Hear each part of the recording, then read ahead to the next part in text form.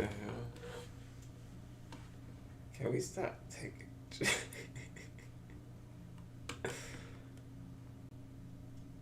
Dang.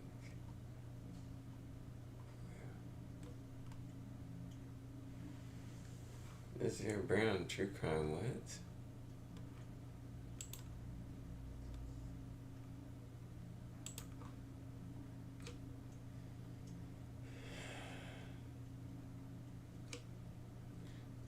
Skynet. Yo, I'm gonna create Skynet. Jehovah's Witness Paradise, a dystopian nightmare.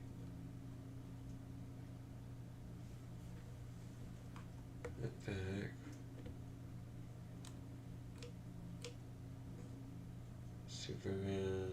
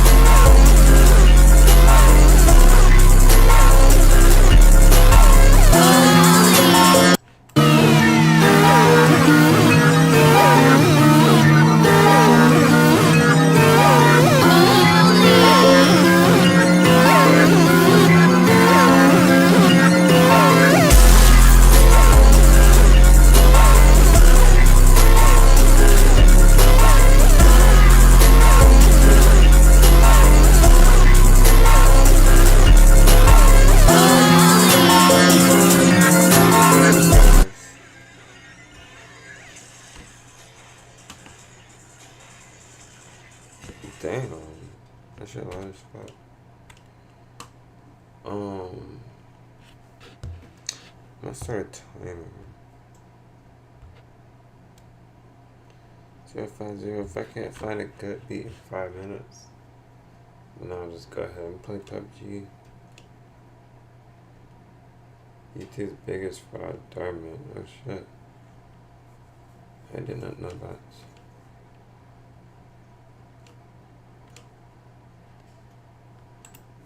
I'm done.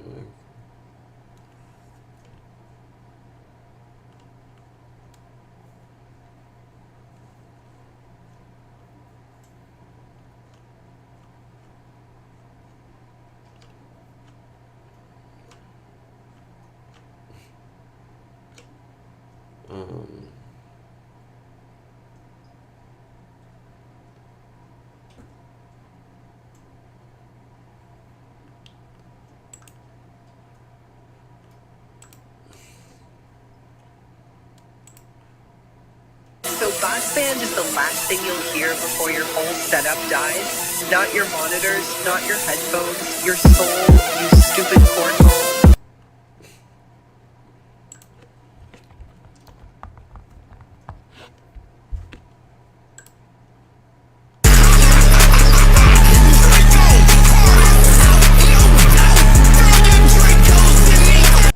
You ready for a short beat?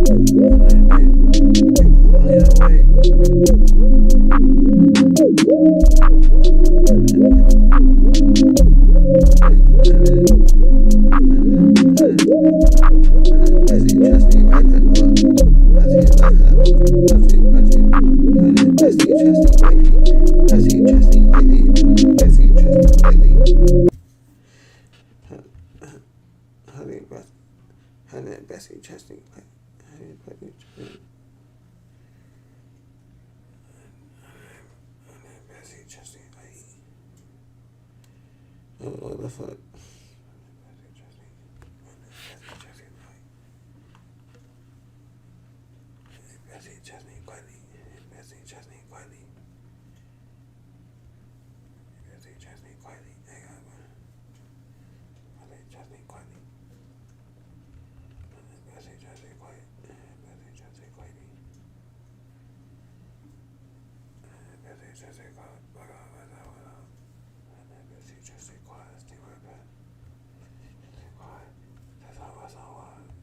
What the fuck?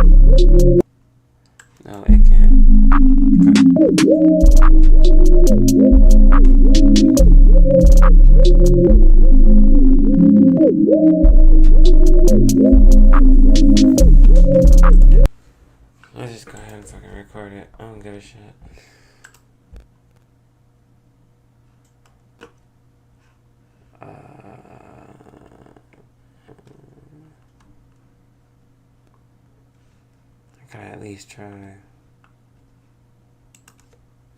not a quitter.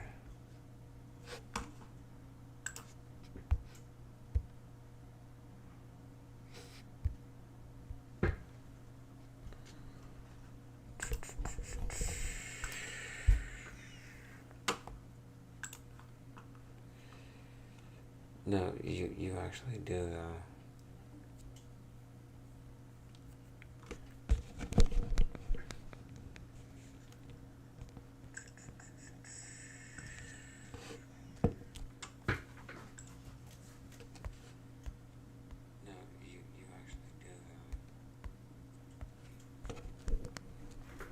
I'm like, what the fuck?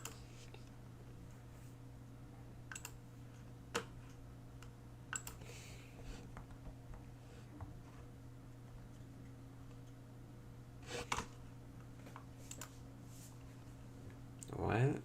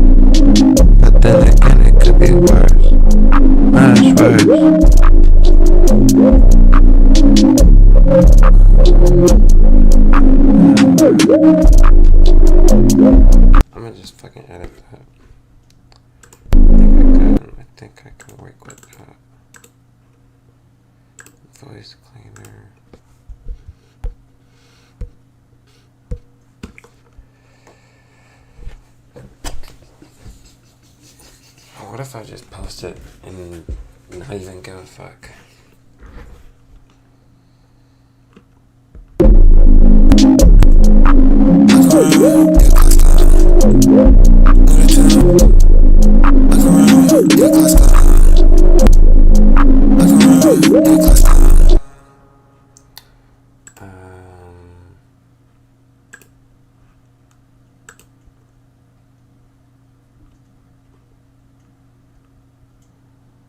What's the difference? I don't get that.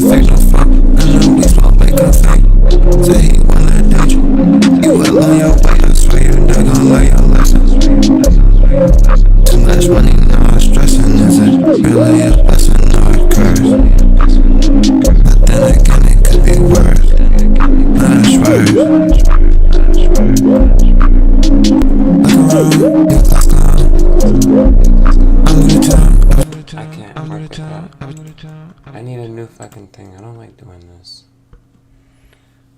I would need, oh, fuck.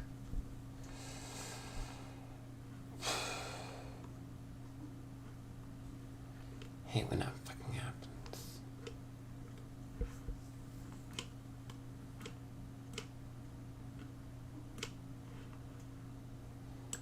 I wanna try again. But nothing's gonna pop up.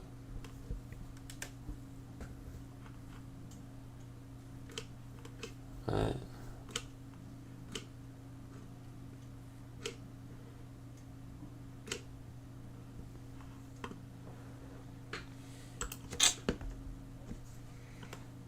I don't even know how to fight.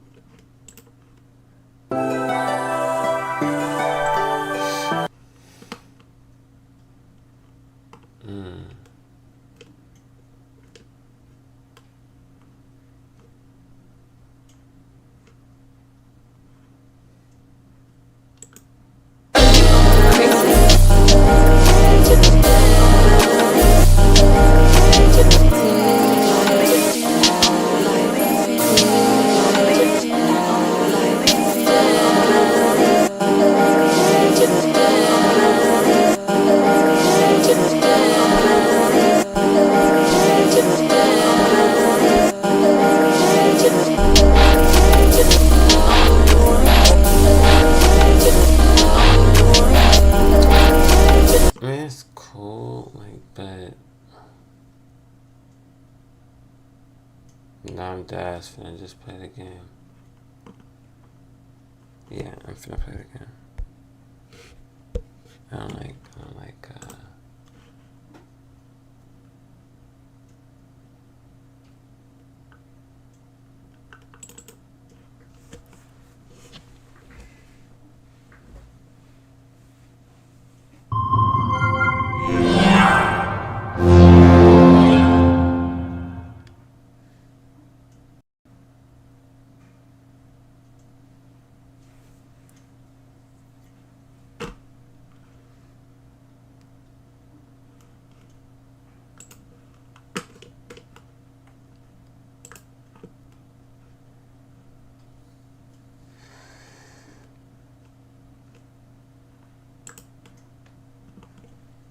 That too is like very odd. Nietzsche demolished the foundations of Christian morality by pointing to the death of God.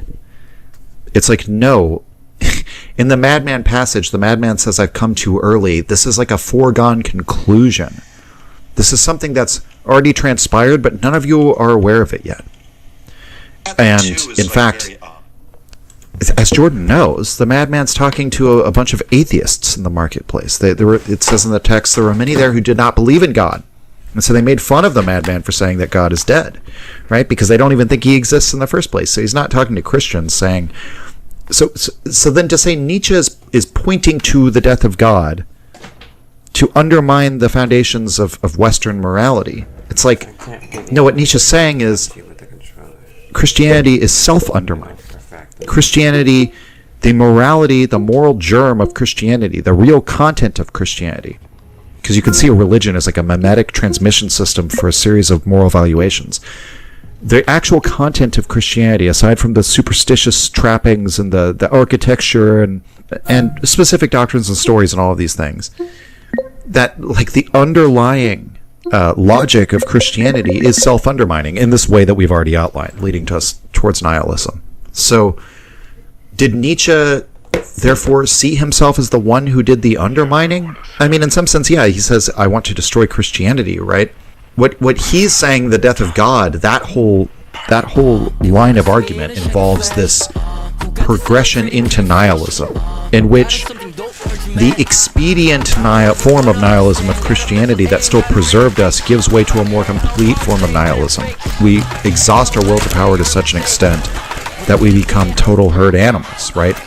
So Nietzsche, to the extent that he wants to destroy Christianity, to the extent that Nietzsche wants to destroy Christianity, what he's talking about is the morality of Christianity that produces this nihilistic self-undermining, right? So when he says Epicurus didn't make war against pagan cults, Epicurus was a materialist philosopher, so he doesn't believe in the afterlife, right? He says he made war on Christianity, that is to say latent Christianity, to the extent that there were cults in the Greek world, not even a part of the Jewish tradition, and certainly before the coming of Christ, who believed in an afterlife in which all men are judged. That was simply a latent form of Christianity. So Christianity is sort of like a super-historical category. We've already talked about how Christianity post the traditional forms of the religion, utilitarianism and all of these things, the objective world that we believe in, that comes to us through scientific positivism, scientific realism, whatever we want to call it, that too is a form of Christianity. That too is the shadow of God cast in our thought. So Christianity is this super-historical category, and that's what Nietzsche wants to destroy. And that is not destroyed by the death of God. It continues after the death of God. It gets worse after the death of God, this nihilistic value system. So it's like a really fundamental misunderstanding. Right? Because Nietzsche also believed, at least as a young man, that God was a human creation rather than the other way around. And he believed once we dispense... At least as a young man, Nietzsche never changed that position. If the values that once served us have now vanished, what else are we going to do but create our own values? And Jung took that suggestion extraordinarily seriously, asking, well, is it actually possible for an individual to create his or her own values? Because that's a Nietzschean presupposition that we could do that. Now, Nietzsche believed it would have to be a whole new kind of person. That's the Overman or the Ubermensch, the Superman, who would be capable of doing that. He knew it was an extraordinarily difficult task. The psychoanalysts And I'll just say, I've done a whole video about the create your own values issue. This is another area where I think it might actually just be a misunderstanding. Well, see, that's the thing. Again, I'm trying to like move away from this Jordan Peterson doesn't understand Nietzsche meme and towards a more honest understanding of the situation that yet again, we can see, well, who's the real thinker that he's interpreting Nietzsche through? He's interpreting him through Jung, right? Jung thinks that we discover our values because they're just sort of in the deep programming of our operating system in the collective unconscious, right? And that we can't get out of that. This sort of eternal fact of humankind. And Jung. So yeah, I mean, that's not really important. I guess what I'm saying is like the whole create values versus discover them thing. That's an interpretation through Jung that, again, can be understood. Let's do what Nietzsche would do with any philosopher. Say, what are the impulses that are speaking out of Jordan here? It's, again, the back to church, back to Christianity, back to what's always worked. What would stop the person sitting beside you from creating their own values and you creating your own values? And why would you assume that those would have any union? You wouldn't. Nietzsche does not assume that. Again, to refer to what I said at the beginning, he hopes that there will be great experiments with creating values, and he's not a universalist. Jordan is a universalist. He can't help but think... I mean, he should read Beyond Good and Evil, because at the beginning, Nietzsche, when he's calling out the dogmatists, right, these dogmatic philosophers who take their perspective, which arises at a particular time and place and has its own logic according to their own impulses, and then without any kind of historical sense, without any sense for perspective, which he says is the fundamental problem with dogmatists that turns truth on her head. The preface to Beyond Good and Evil is so good. I told myself I wasn't just going to plug my own analysis of Beyond Good and Evil, but if you want a real introduction to Beyond Good and Evil, go look at my channel for the first video on the preface, where I give kind of the background of the work and talk about the preface for a whole episode, because it's one of the most amazing things. In my lectures on Nietzsche's experiment with truth, this January or this February, January and February of this year, I spent a whole, like half of one of the first lectures just talking about some of the themes in the preface, because there's so much there.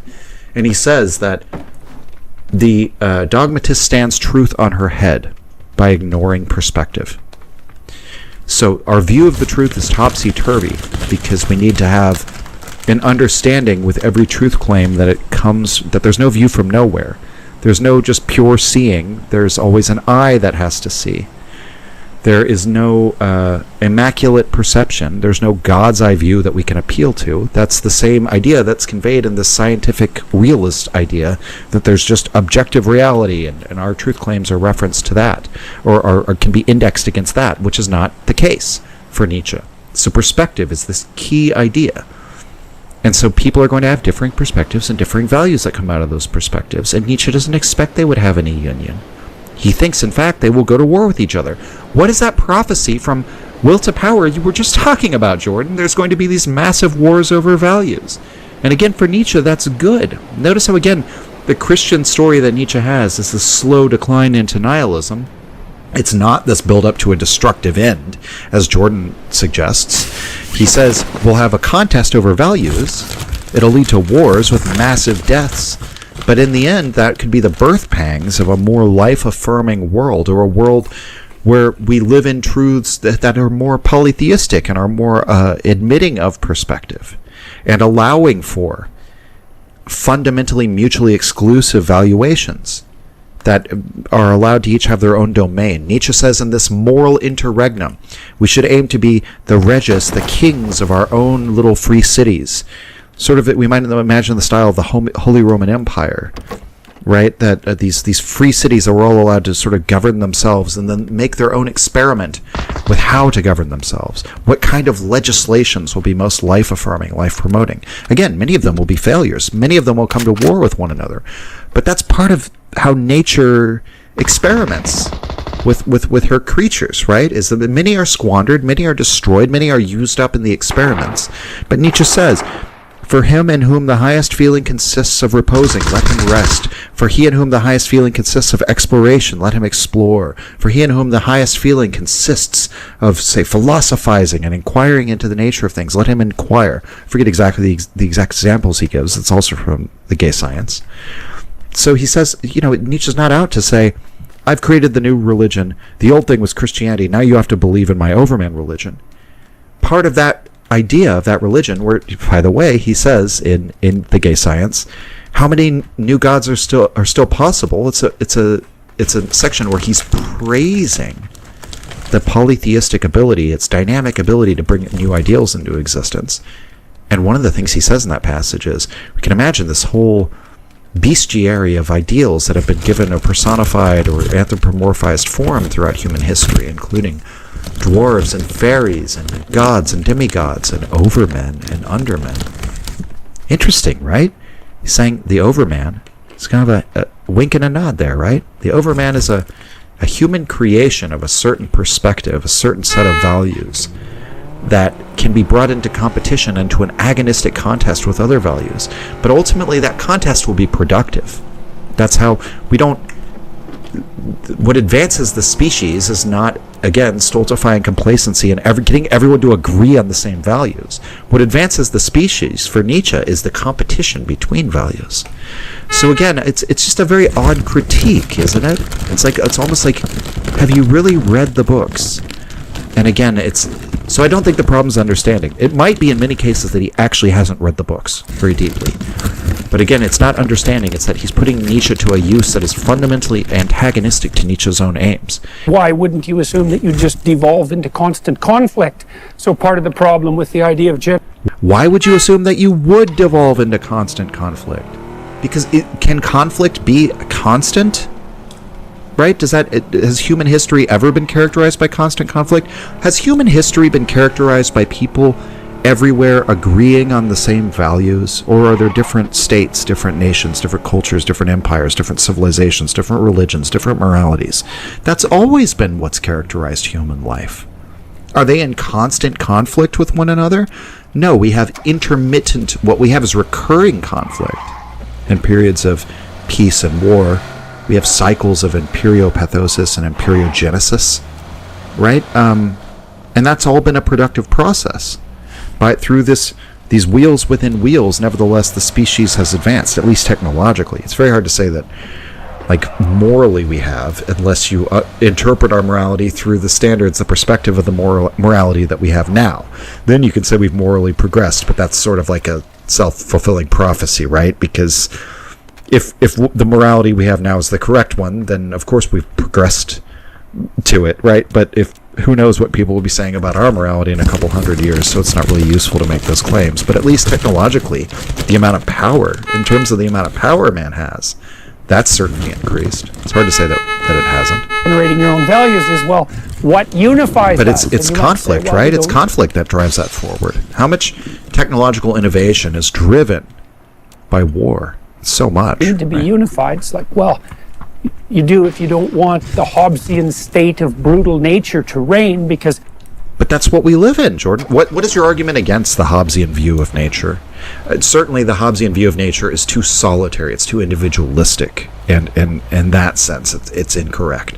The idea that it's like society that brings us together, like the political constitution, the sovereign, the Leviathan, I think is incorrect. But there's always been warring groups, right? It hasn't been all the war of all against all of literally every individual against every other, but it's always been warring groups of humans, warring human groups. And so what is, maybe, that's the thing, Jordan, is like, are you intellectually curious at all about the actual process of how we transcend the Hobbesian state of nature? Do you even ask those questions, right? What is it that gets people to unify around a set of values? And has there ever been a universally unifying set of values? I mean, are you advocating for a world government? Or like Kant's perpetual peace, a global confederation in which the entire world is unified under one set of values? Or are you just saying within societies? Because within societies, yeah, people do all agree to the same values, but those aren't rationally assented to, and they're sort of handed to you by tradition. And maybe that's the problem he's pointing to, is like we rationally critique them. Every individual is going to be creating his own values. But that's actually not what Nietzsche says on the society-wide level, that's what he's advocating for, is every individual recreating their values.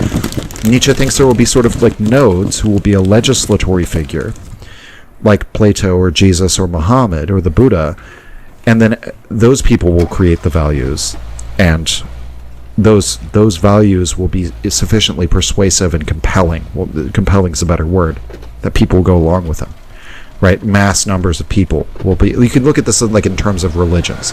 I've been rambling a little bit, but this is perhaps the better way to put it, the more concise way to put it. Nietzsche would say there have been revaluations of values many times throughout history.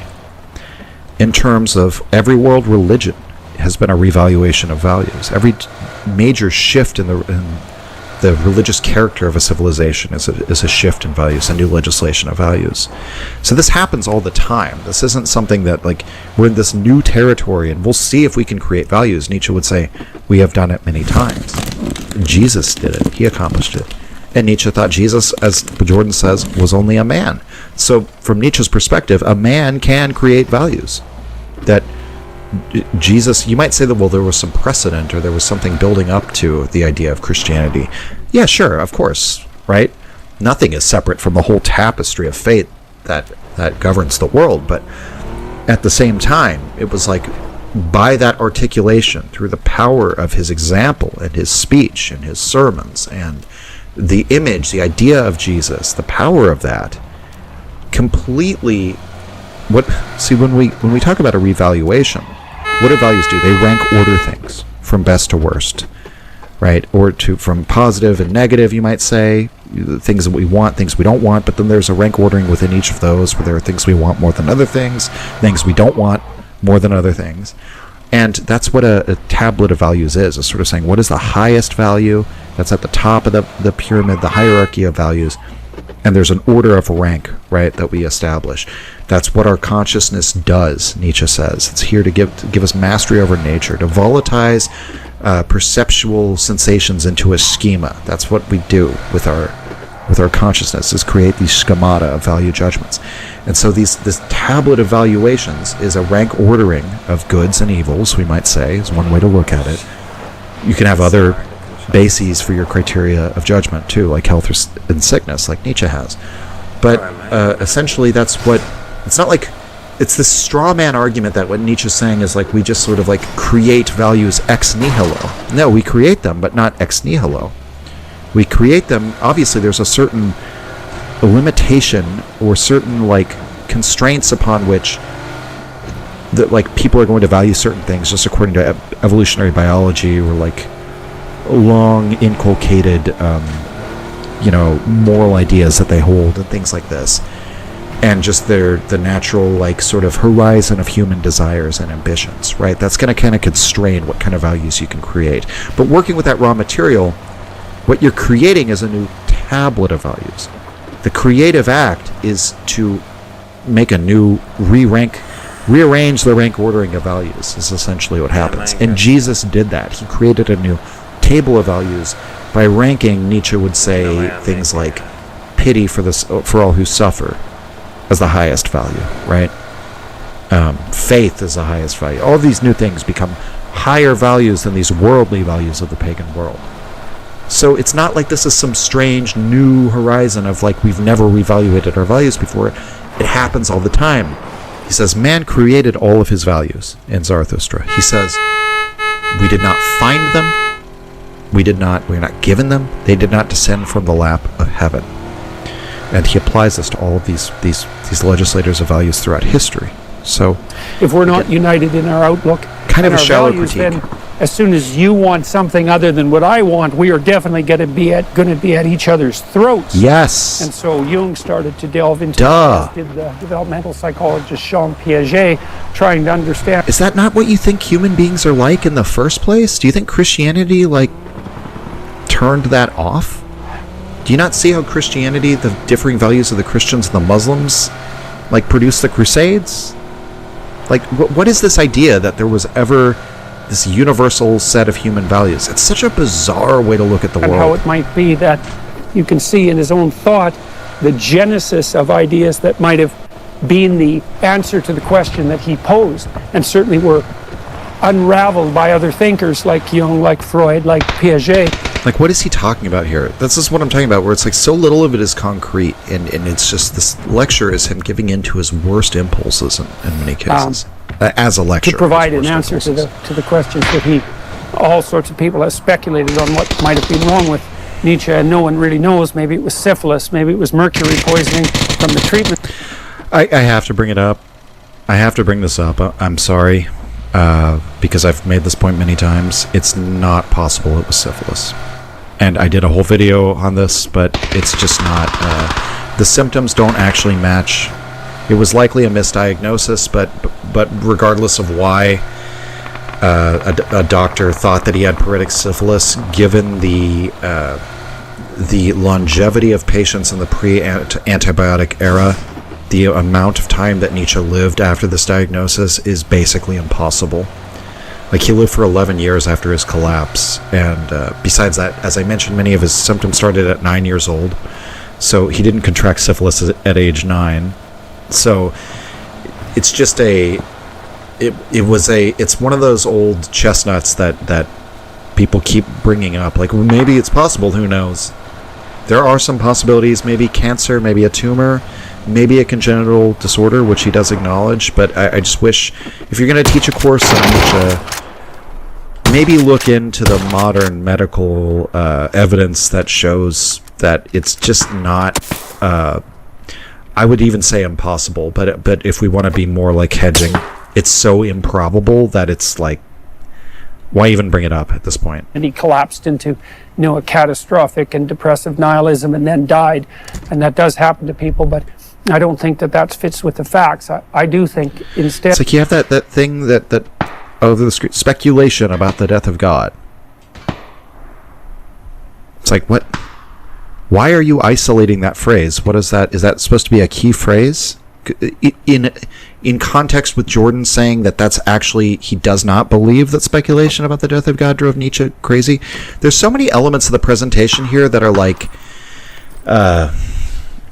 offensive to me, where it's like, it's slopifying this and turning it into these little like nuggets of wisdom that are not actually, like, even in the context of the lecture themselves, some of the things that are being put up on the screen kind of make no sense.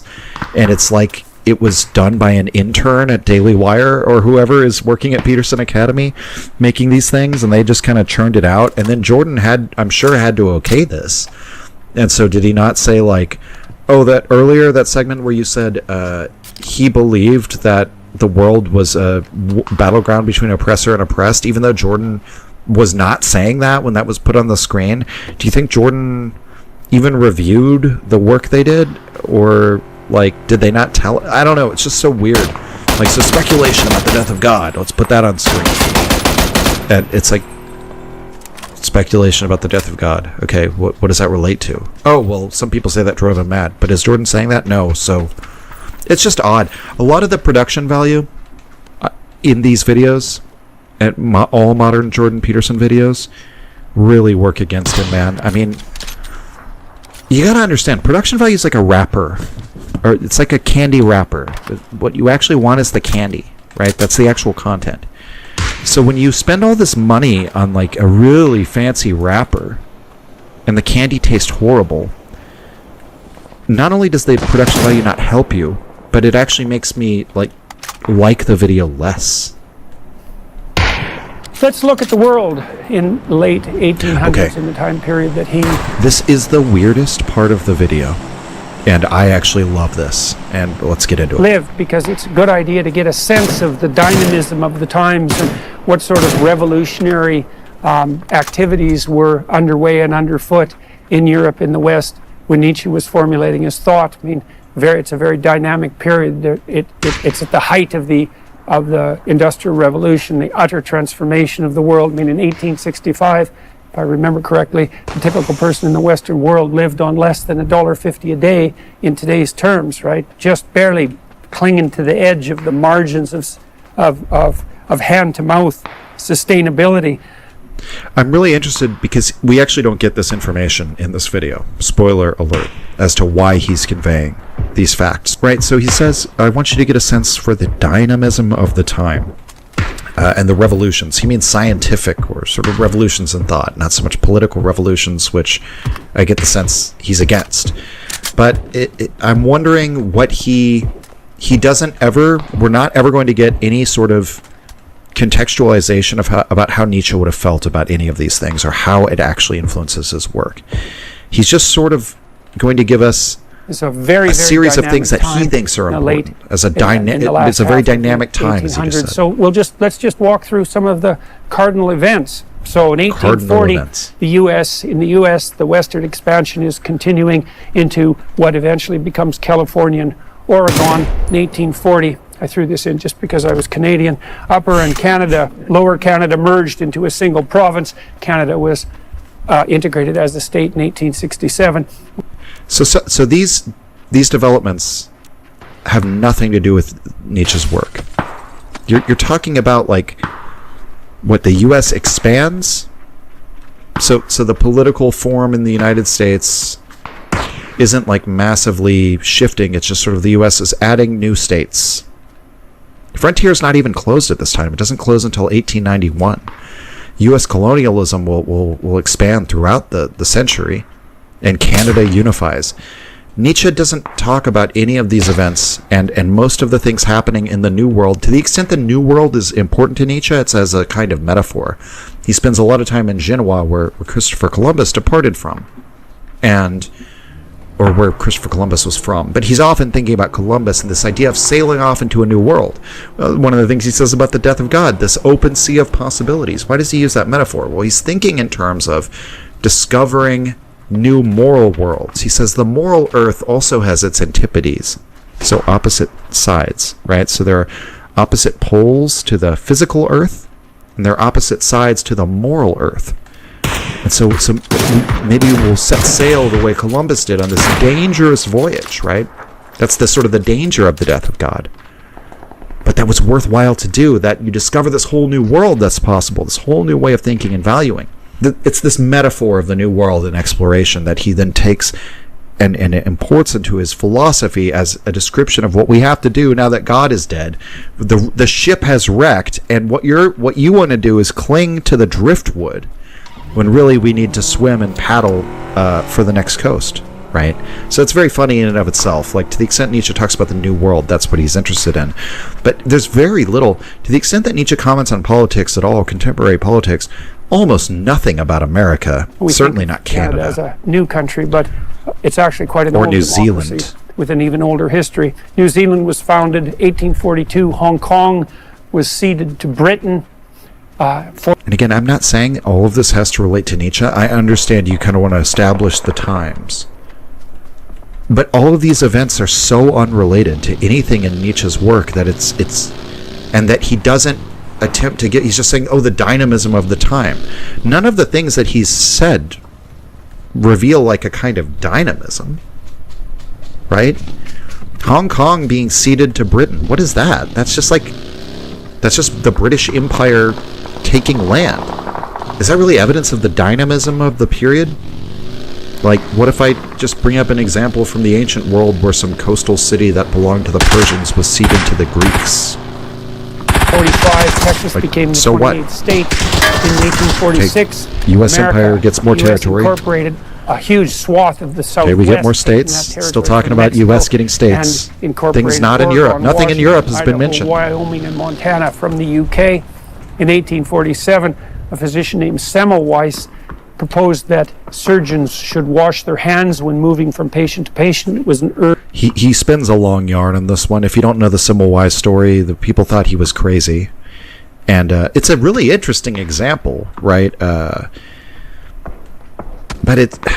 I'm not sure, again, what I'm supposed to take from it. 1848, the Communist Manifesto. This is probably the first historical bit of background that actually relates to Nietzsche in any way.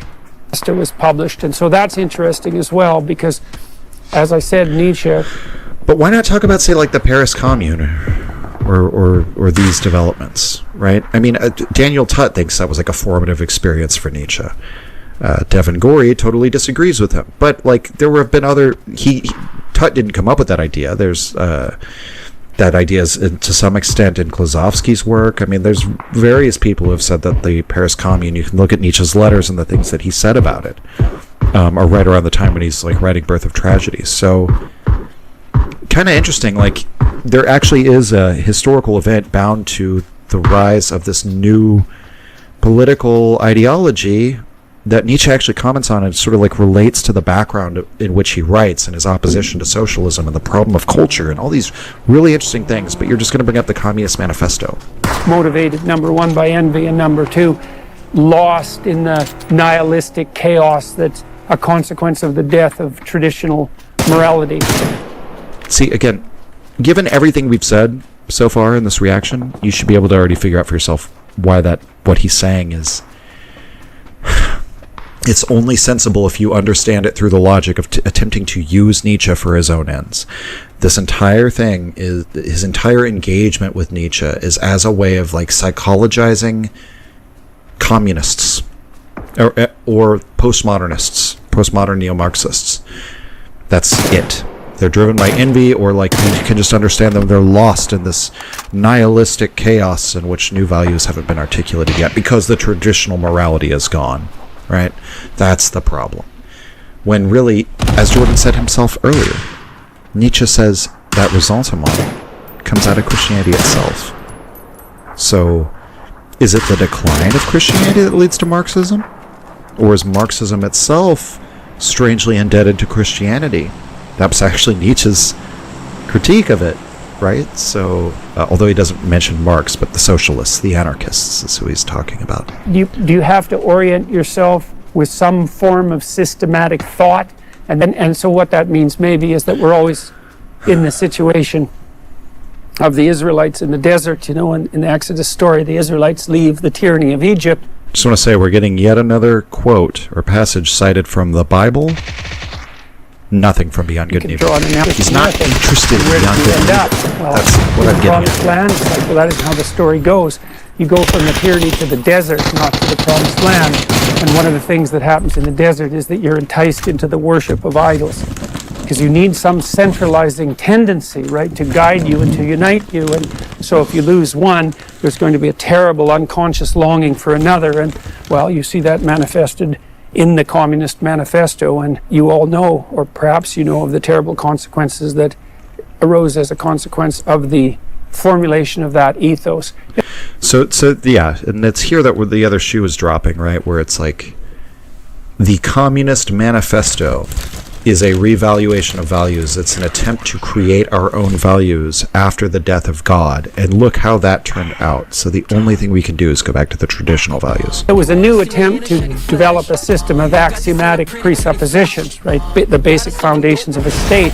So 1848, first women's rights convention in the U.S. at Seneca Falls. 51, Louis Napoleon leads a coup in France. Was that a good... Okay, so like this is the thing that's so bizarre about this, right? Nietzsche wrote a lot about women and the idea of women's rights. And some of it can be rather uncomfortable. Some of it can be kind of interesting to try and understand with some nuance, right? As my friend Vivian has tried to do. But, you know, it's like, are we just not going to talk about it at all? How Nietzsche saw women's rights? Why would you just bring that up and then not relate it to anything? It's very odd. And then we have Napoleon III. 52, Italy moves towards unification. We think of these countries as so Garibaldi ancient. unifies Italy. For example. So, you know, at least we're talking about European events now. But how does the unification, Garibaldi's unification of Italy relate to Nietzsche's project? I would struggle if somebody asked me that. I'd be like, well, I could spin a yarn for you, but I don't really know. The only thing he's really had that even really relates to Nietzsche is the Communist Manifesto, I guess, even though he could have tied that to a more concrete historical event, like the Paris Commune. It's just odd. It's an odd series of things to not say. You're like, this is the backdrop against which Nietzsche writes, but you're not going to say how it serves as the backdrop. 53 to 86, France and Britain defended the Ottoman Empire and defeated Russia. Commodore Perry in 1853 brought gunboats into the harbor in Tokyo and forced the opening of Japan, a great shock to the Japanese, who regarded themselves as the center of the world and were radically overpowered by this overwhelming technology that the Americans could bring to bear. That's an amazing story in and of itself. 1855, the Bessemer process enabled the mass production of steel. Of course, that revolutionized the construction of cities and the entire industrial landscape. Actually, that example is probably more important to like all of Nietzsche's, at least political writings, and Human All Too Human, everything in the middle period, Human All Too Human, Daybreak, and the first 4 books of the Gay Science. The invention of the modern process for making steel is so important to like the industrial project and the instrumentalization of human beings as laborers to this industrial machine of production and consumption. Refinery in 1856 in Romania. That too, I guess. A lot of things happening at the same time. 59, the Suez Canal was constructed. Can I just say, it's like, if you're going to do a whole lecture about like Nietzsche, you wouldn't talk about Beyond Good and Evil. If you wanted to talk about Nietzsche's thoughts on industrialization and what it's going to do to labor and leisure time and what it's going to do to the perception of like the order of rank and like how the factory worker sees the factory boss versus how, say, a citizen of the under the Sun King, Louis XIV, would have seen him, like the changing notion of like where authority comes from, not from a divine sanction, but from like economic power. And the fact that leisure time is being sort of like minimized in pursuit of like these people being used up for the sake of this machine of production. And where Nietzsche wondering, where does the socialist heart itch come from? Who's responsible for socialism? And all of his writings on like economics and stuff, it's a very strange period of time. It's mostly in volumes 2 and 3 of Human All Too Human, Miscellaneous Maxims and Wanderer in His Shadow, where Nietzsche's grappling with these issues. Again, I've done episodes on these topics. So if you're going to bring up all of this, if you're going to bring up that as a historical background, like these new processes for making steel, oil refineries, new technology, basically the rapidity at which the Industrial Revolution is proceeding and accelerating, I would think you would be covering sort of that material where Nietzsche actually talks about those issues. Not Beyond Good and Evil, what does Beyond Good and Evil talk about? Well, you wouldn't know it from this video. Anything in Beyond Good and Evil, which is odd, that you could come away from the introduction video to Nietzsche and Beyond Good and Evil and know nothing about Beyond Good and Evil. But first chapter is sort of like on the prejudices of philosophers, going after many of the metaphysical and moral theories of philosophers in the past, and then the free spirit sort of talking about this new perspectival psychological way of approaching philosophical issues, and then what is religious, sort of Nietzsche's critiques of Christianity, then these various epigrams, these short little aphoristic sayings, very similar to the first section of Twilight of Idols, as I mentioned, and very much you can understand these as like moral maxims in the style of La Rochefoucauld. And then you have these sections on politics of people in fatherlands and scholars, right? What does it do to you? What is it that drives the scholar is the question for Nietzsche. What are his impulses? How do we understand the psychology of the scholar? And this can also be very interesting to refer to like his critique of philology earlier. And then we get later into what is noble? What does my revaluation of values consist of? What is this new understanding of bringing in the pathos of distance and the order of rank and this idea of noble versus base, which could be kind of combined with health and sickness as like a new or we might say it's just a different way of phrasing Nietzsche's new criterion of judgment. This is what concerns him in Beyond Good and Evil. Almost nothing. There's some ranting against socialists in there, but I mean, come on.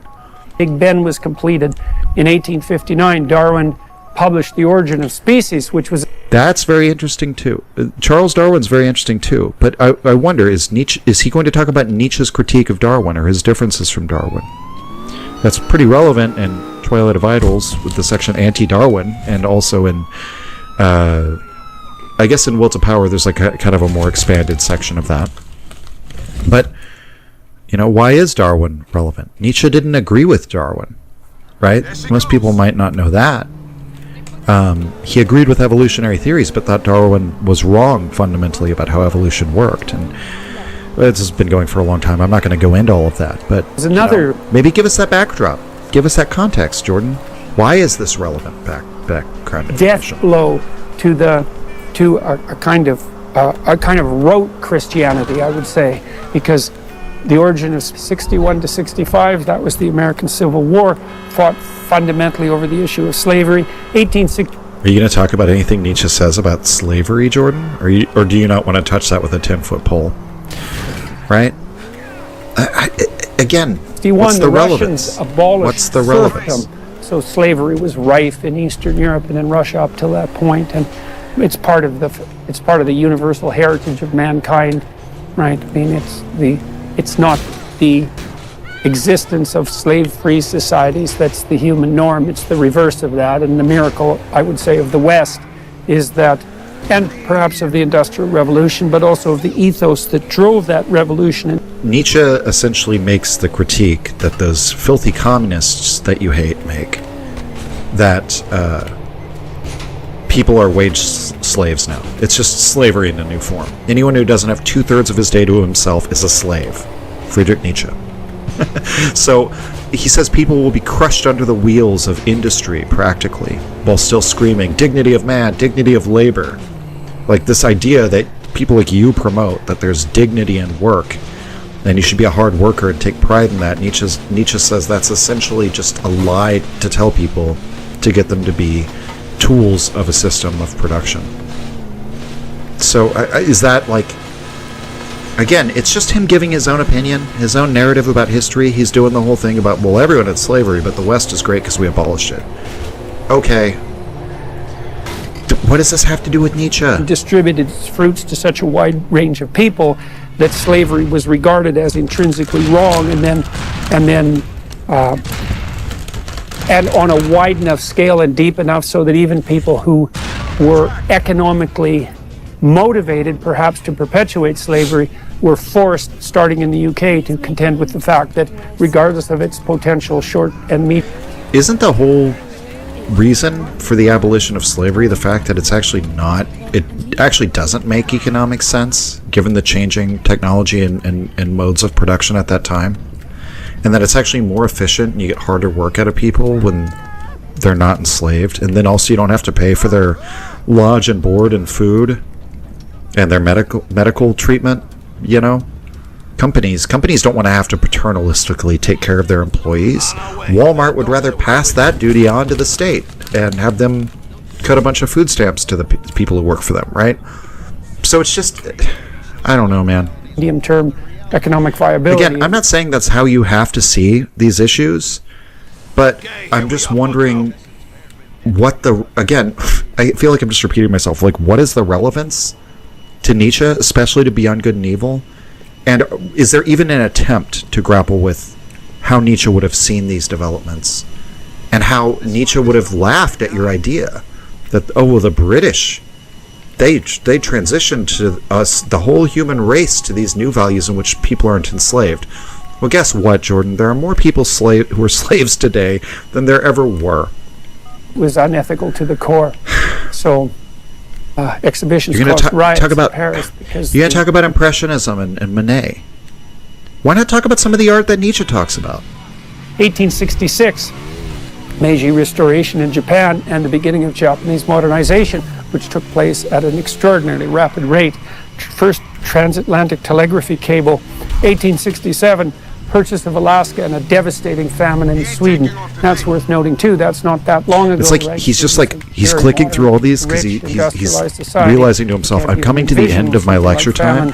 Oh fuck, I put all this irrelevant stuff in here, and I just wanted to kind of give people a tour of this, but I can't stop myself from spinning a yarn and talking. The threat of famine was often extremely real.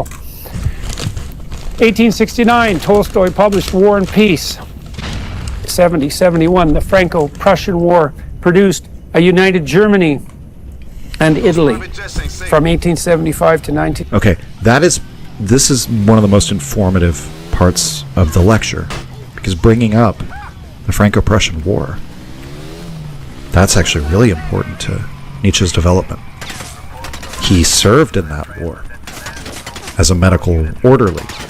He contracted multiple diseases on the front and had to be sent home prematurely. And that was really hard on Nietzsche, and that was really a thing that affected his long-term health. And he had very complicated feelings in the Franco-Prussian War.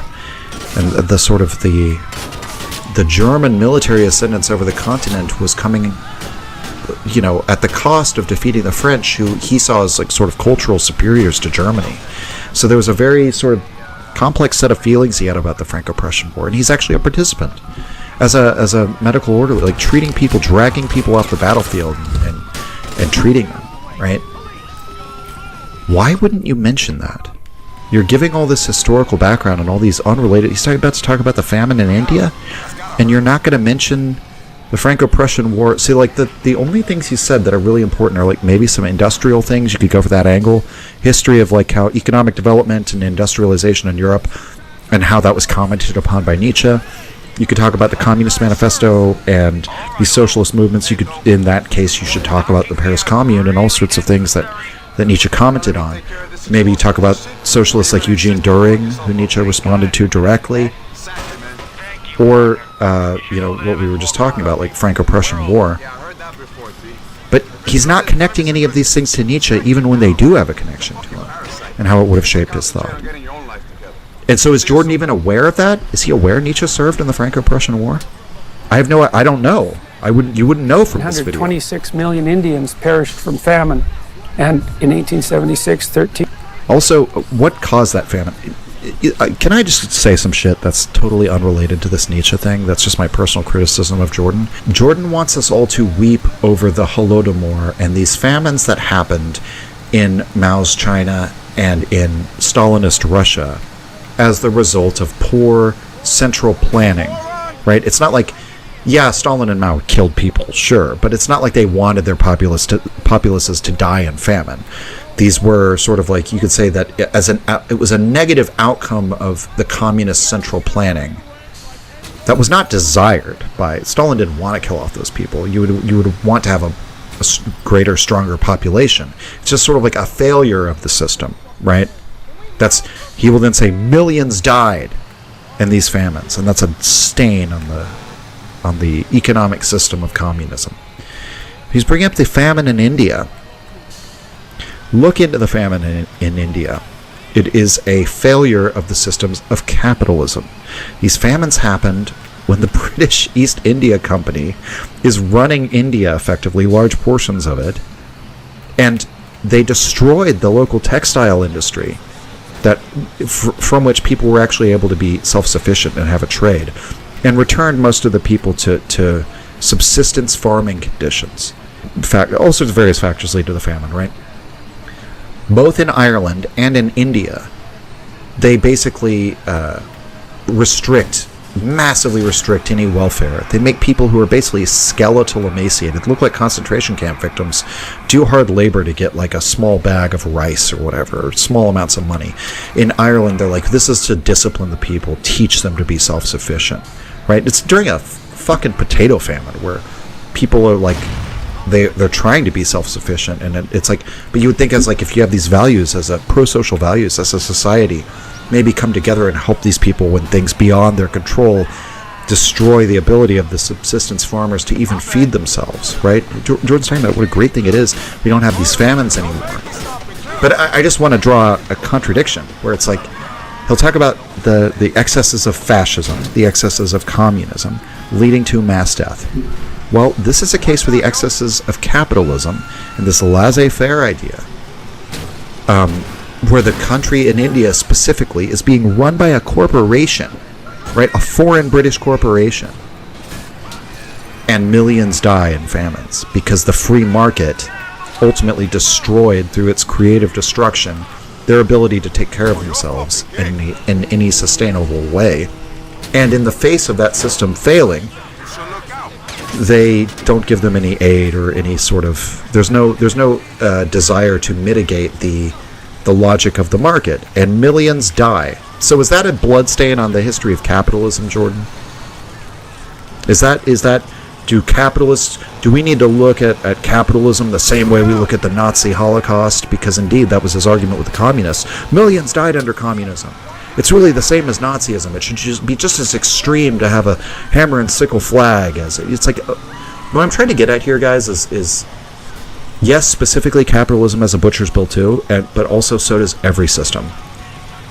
And this whole idea, so much of what Jordan wants to do is just fearmonger and get people scared of, you should be scared of any kind of government, like economic, like guardrails on the market, because ultimately at the end of the day, communism's at the end of that. Well, mass death in India is at the end of that too, motherfucker. At the end of your solutions, right? mass death in India is at the end of your capital. I could say the same thing about capitalism, right? And people do. It's just, I wonder, I would say that normally I would be like, is Jordan not educated about this? But he clearly knows about it. Or he just had an intern, again, put together this slideshow of, hey, ChatGPT, I don't know if ChatGPT was really being used when they were recording this. ChatGPT, give me a list of relevant historical events that happened during Nietzsche's life. Million in China. 1876, none of the which U.S. relate Gilded to Age begins, Nietzsche. so that's when the Americans really start to march forward on the world stage, the time of the great industrialists and this. And what a fucking dishonest description of the Gilded Age. It was one of the most severe, the times of the most severe... Immense generation and distribution of wealth. Generation and distribution of wealth. That is not true. Whether you think the distribution of wealth should be more equal or not, it's just simply not true that it was being distributed more equitably during the Gilded Age. It's the opposite of that. The Lochner court was giving every advantage to the corporate ownership. The wealth inequality was so extreme by the end of the Gilded Age, and the disjunct between like the styles of life for the upper class versus the normal people and the workers, that at the end of the 19th century in America, we had a series of depressions and large series of social upheavals, riots, unprecedented levels of rioting, the labor wars of the early 20th century, in which, you know, you had like the National Guard mobilized against these striking mine workers. You had people like the people who would later become neocons like James Burnham thinking at the turn of the century, like, America's in a pre-revolutionary state. Socialism's inevitable. And in effect, you have FDR's reforms are in response to the excesses of the Gilded Age. And this idea that we can't intercede in the market, we're going to slash all regulations, it's going to be a dynamic society. It's like, yeah, but it ends up being like this starkly unequal society. And you can read all about this in Peter Turchin's Ages of Discord. Again, just an objective fact. Like, the amount of violence and upheaval and riots and political assassinations and things spiked at the end of this period, you know, as a result of the working people just being like totally ground under by the interests of, frankly, capital, right? So Jordan's description of this is just a lie. And again, I don't know if it just comes out of ignorance or what, but why would you say that? They're distributing the wealth during the Gilded Age. That's not true. In 77, Serbia, Montenegro, Romania, and Bulgaria become independent. Commercial telephone exchange in 78, 1881. Pogroms washed through Russia. In 1992 is the first gasoline tractor. The Olympic Games are revivified in Athens in 1896. He's doing this lightning round of trying to get through all these things his intern or ChatGPT prepared for him. I just want to say, if it's going up to the end of Nietzsche's life, right? I mean, he wasn't cognizant for the last decade of his life, so is it really relevant? And sports led the way there in some ways. Sports led the way. First Zeppelin airship, so now people can travel through the sky from place to place. The Exposition Universelle was held in Paris in 1900, featuring the new artistic movement Art Nouveau. All right, so that's a bit of an overview of where we are in history, and you can get a sense of the dynamism of the times, especially was a pretty damn dismal, difficult, cold, brutal, miserable, ill-fed slog for 95% of people not very long ago. And then it's over. So like the whole ending, like the last 10, 15 minutes of it, not only has nothing to do with Beyond Good and Evil, but has nothing to do with Nietzsche. And again, I just want to point out, not a single citation from Beyond Good and Evil. Not a single idea from Beyond Good and Evil. It's one of the most, and the ending is just bizarre of like, I'm just going to talk about all these like Seward's Folly, as they called it. The Alaska Purchase. The Meiji Restoration in Japan. Yeah, you really got to study up about the Meiji Restoration in Japan before you really understand the backdrop of Nietzsche's thought, because it shows the dynamism of the times. It's just bizarre. And again, I think he gave in to his worst impulses as a lecturer here, because, and what I mean by that is it's that schizo brain sort of relating everything to everything else, seeing everything as part of this like grand narrative that really has to do with him, of him linking together all these disparate things as part of the story he wants to tell. And because of that, being unable to faithfully interpret a text, unable to just honestly read a text, or in this case, even read it at all. Beyond Good and Evil, and even Nietzsche himself, disappears beneath Jordan Peterson and his interpretations of things in this lecture. So I don't know if they're going to make more of them public. If they do, I am surely not paying for them, especially not after this first one.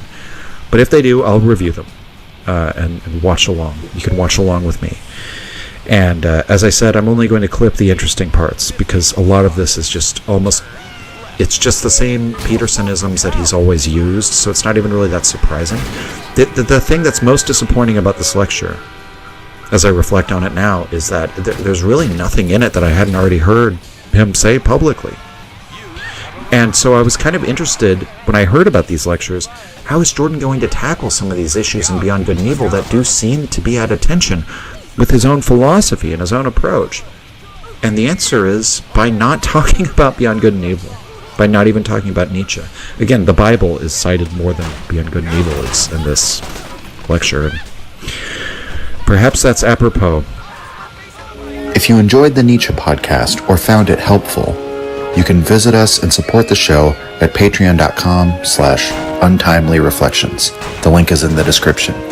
Or just share the show with any of your friends that you think might enjoy it, or on social media. Thank you for your support.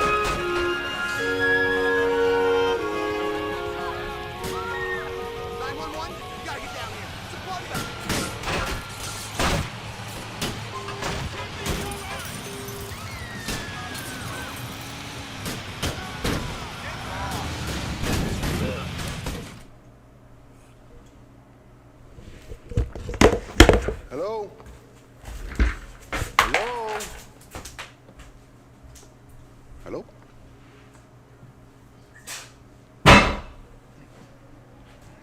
Hey man, hey nigga, what's up? What's up? So glad you could make it, man. Seriously, fucking A.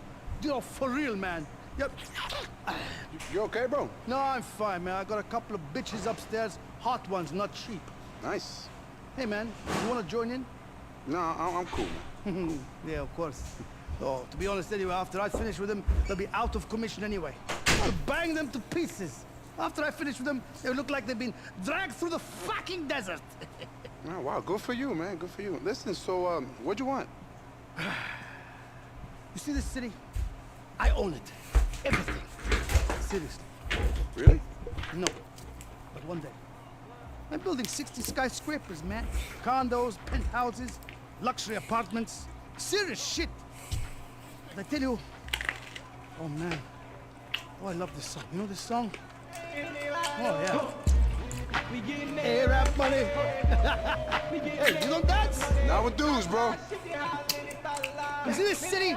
I run it. I run everything. I'll show everyone. I mean, look at this shit here. This is a gold phone. Solid. Beat that, daddy-o. Ah, great, man. That's great.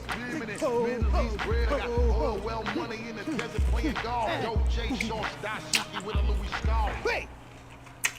I'm the real deal, nigga. I'm the real thing. Sure, bro. Sure. So what do you say? You gonna help me out? Tony says you can handle yourself. Maybe, man. What do you need? And to shut my fucking father up. Oh, I ain't killing your father, bro. No, I know you're not. I needed to get a helicopter for him. You know? And I found it. It's a military issue. Beautiful machine. Sexy. The company that built it, they have a display model on their boat. And that will shut him up. You know, show him I've got good connections, you know, and pay him the respect he deserves. Is that porn playing up there, bro? No, man. That's real women. Trust me. And I ain't paid shit. Okay, so you want me to get you a helicopter, and that'll make your dad happy. You better be the real deal, man. You know, I tell Tony that we work together, huh? I'm going to make you both very rich men. We'll open up nightclubs all around the world. China, Pakistan, Timbuktu, anywhere you want. You know what this means? You and I, we are brothers. We're partners. Great. Give me a call when you get there. Now I've got to attend to some business. Ladies! Prepare to suffer. Ow! Wallahi! He said prepare to suffer. What the fuck? Get off me!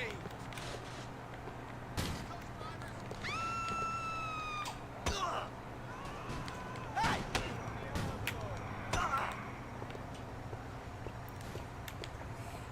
Hey, little baby wants a bait!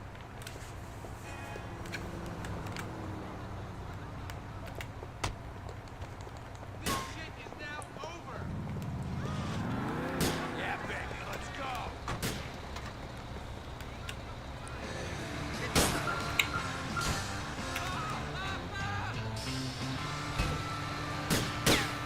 In my sights, gonna blow their head off! Watch my back!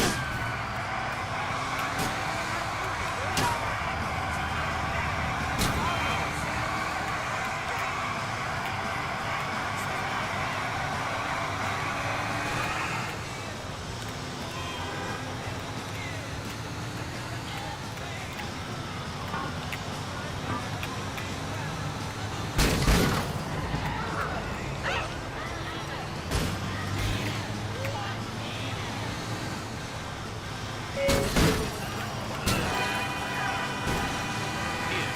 100 yards, turn left. Please proceed to highlighted route. Calculating route. Please make a U-turn where safe.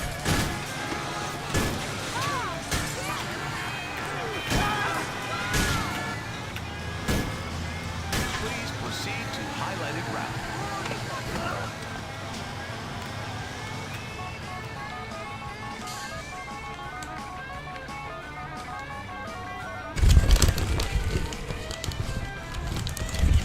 Calculating route. In 200 yards, turn right. Please proceed to highlighted route. What? You trying to kill everyone? Please proceed to highlighted route. And meanwhile, In 200 yards, turn right.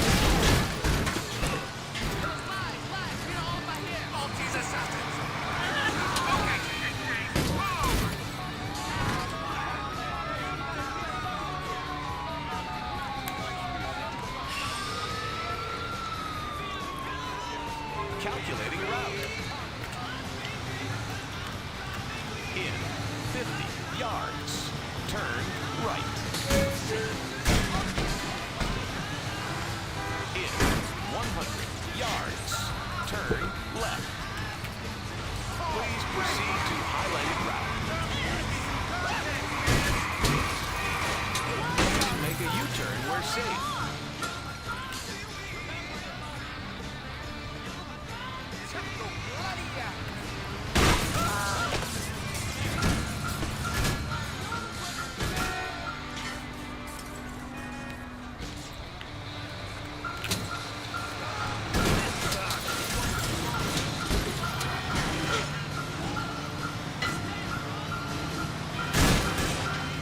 In 50 yards, turn left.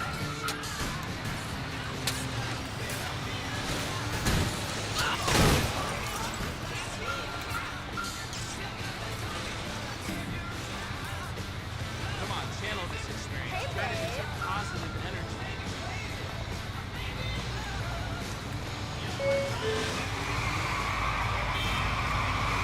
In 200 yards, turn left.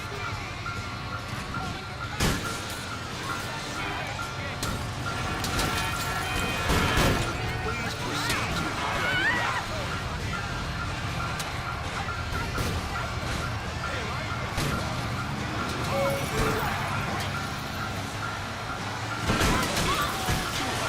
Yards, turn left. Please make a U-turn where safe.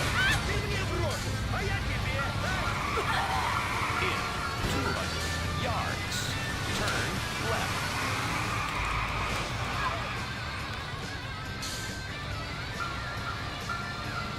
proceed to highlighted route.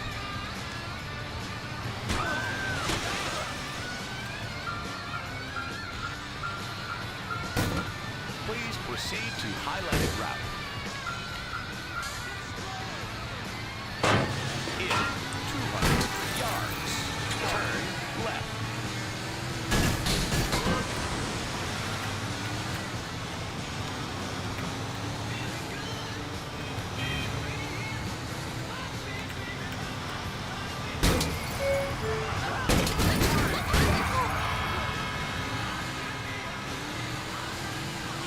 You have arrived.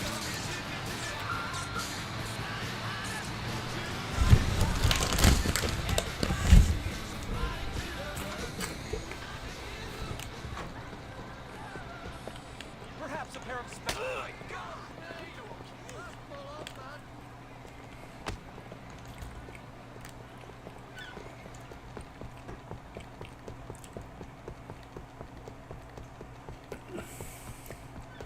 Don't touch me!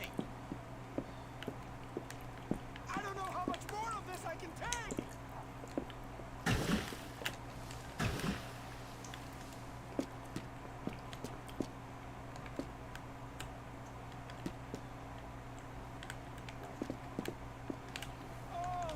You have problems? What the hell is going on here?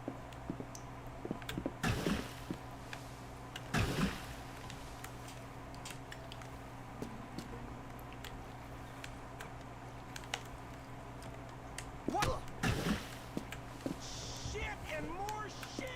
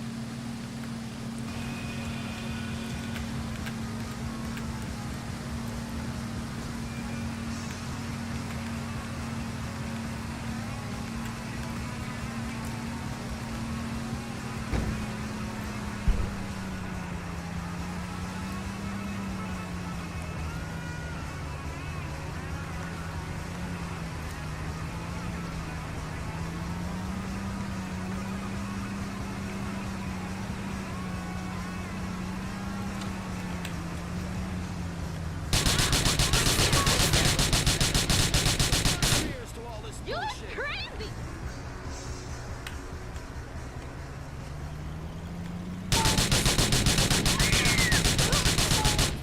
I used the Fleesa card to have my mom put down, and I got frequent flyer miles.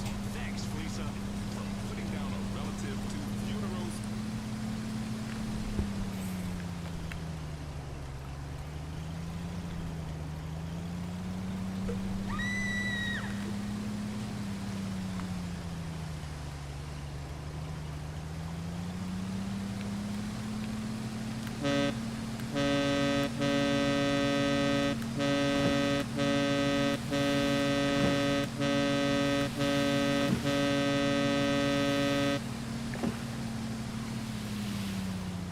Yo, that was type crazy!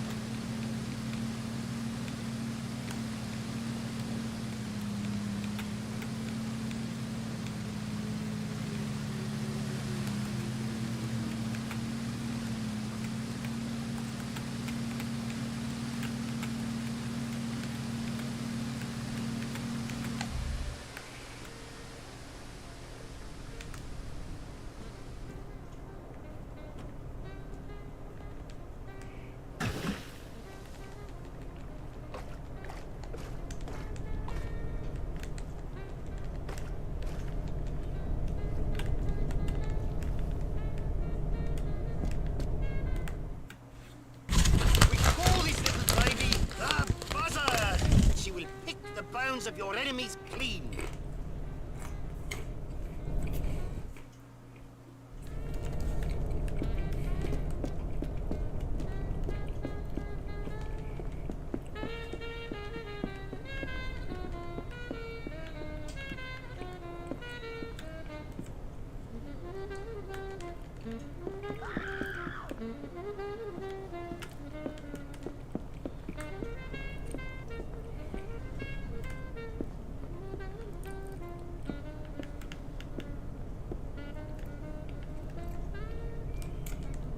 This guy's not meant to be here.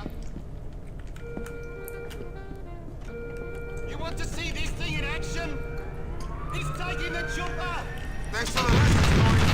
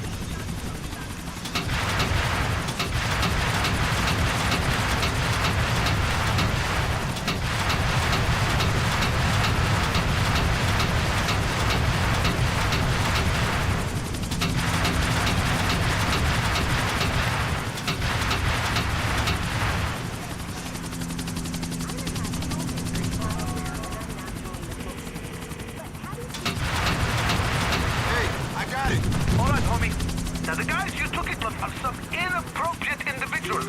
These are some carousel, war criminal enabling motherfuckers. The real deal. Take out the boat with all the guys on board. Bro, you sure? It's the right thing to do, my brother. Fucking open it!